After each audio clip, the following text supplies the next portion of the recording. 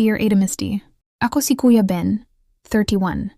Tricycle driver lang sa Mandaluyong. 3 years ago, galing ako sa pinakababang part ng buhay ko. Naaksidente ako. Naputol ka ng paa ko. Nawalan ako ng trabaho. Yung asawa ko iniwan ako. Sabi niya, paano na pamilya natin kung di ka na makakapagtrabaho? 1 year ako nakakulong sa bahay. Galit sa mundo. Galit sa sarili ko. Araw-araw iniisip ko para saan pa ako nabubuhay na ganito. Isang araw, may bata lumapit sa tricycle ko. Nakapila kasi ako sa terminal kahit di ako makabiyahe. Naka-wheelchair pa ako nun. Sabi ng bata, 7 years old, Kuya, pwede mo ko ihatid? Wala daw kasing tricycle na pumapayag kay mama kasi may stroller kami. Pinilit ko. In-adjust ko yung prosthetic leg ko.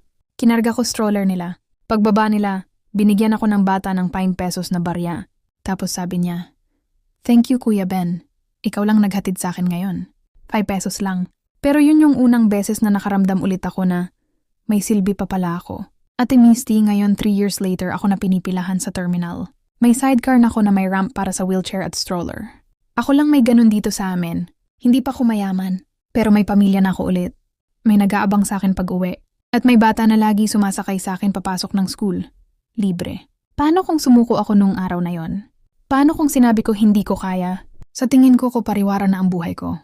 Gusto ko lang share yung kwento ko para sa mga taong nawawalan ng pag-asa sa buhay. Keep going. Kaya natin to. From Sender Kuya Ben.